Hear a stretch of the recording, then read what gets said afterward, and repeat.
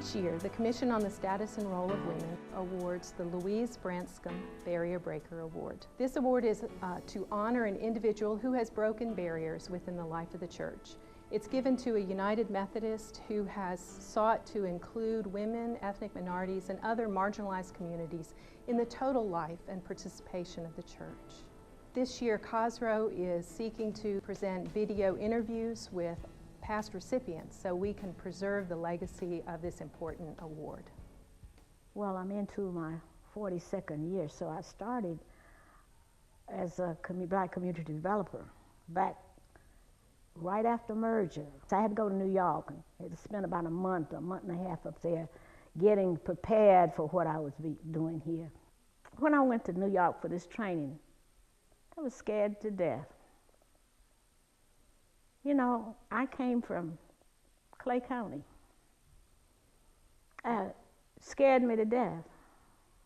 And one of the people who was giving me instructions said, now don't you go there looking up at the top of them buildings, they'll know you from the South. I said, okay. So, but God is gonna be with me every step of the way. I often tell folks, I said, well, at one time, white folks wasn't talking to me and black ones weren't either, and I have a big laugh off of that. Because I said, neither one of them was talking to me, so who am I representing but you, Jesus? But after a while, you don't notice it. You just do what you're going to do and move on. And you still get in situations. In fact, it was more friendly in the streets than it was when I got to the church. I went to this one particular church, and I spoke, and I would sit down, and one of the little ladies said, little old black woman from New York. She thought I was from New York. She ain't coming here and telling us what to do. I laughed and smiled and kept on. She had a lot of tears, but it all made me strong. It just made me strong. And in this one particular church, I really was reluctant to go. And I went in that day, and Henry Golston, and wherever he is, he was pastoring there. And when I left that church, they were in love with me, and I was in love with them. It was just a whole different environment.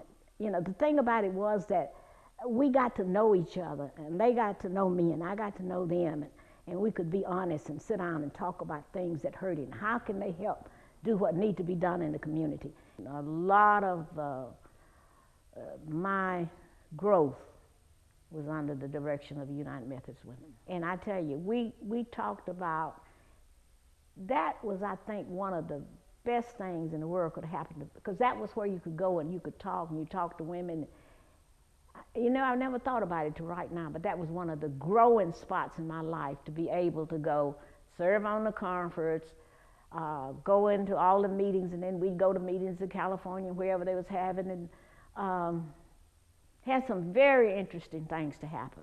When they first recommended me and I thought about barriers, I said, well, you know, I didn't feel like I was breaking a barrier or anything. I was just getting to know them. When you get to know each other, it's just altogether different.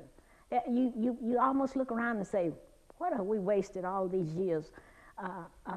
And to be recognized as one of those people, it was a joy and a pleasure. Then I look around and I wonder why it is so hard for others. So, you know, what I've been telling all these years is that you be who you are, and God will let the light shine through. I mean, you just be who you are, and He'll let it shine through. I've been the only little person of color that sit in meetings, and I've had to hear some things about my own color that sometimes I didn't like. Sometimes I knew it was true, and sometimes I knew it was not true. I knew they had not been given a chance, but I listened. You know, I was in a meeting with a very rich person here. We was trying to get jobs. And that person made a remark about black people not wanting to work or wanting a job. And I called his name and said, sir, let me tell you, my brothers made cars run off of snuff boxes. And he looked at me like, and I mean, he was, I guess, the richest man there was. And I've had to say in church meetings, did you give him a chance? Or did you listen? It is so much more beautiful to love than to hate. And I don't know if I ever hated anything. I go back and I hated some things, but people. But if you just decide and you make up your mind that you know, you're not going to, this is the way it was, and this is the way my grandfather and I respect people who was raised certain ways. And I said, well, that's just the way they were raised. But let's help us move along. I have clients that need help, but they really don't want to come to an agency that is directed by blacks. So some relative or somebody will come. I wish they would come so I could show them how to love, but that's not going to keep me from serving them. I just pray for the day will come when, you know, everybody will be treated like I've been treated as far as the last few years and the places that I go. But I know that's not it. We're not where God wants us to be.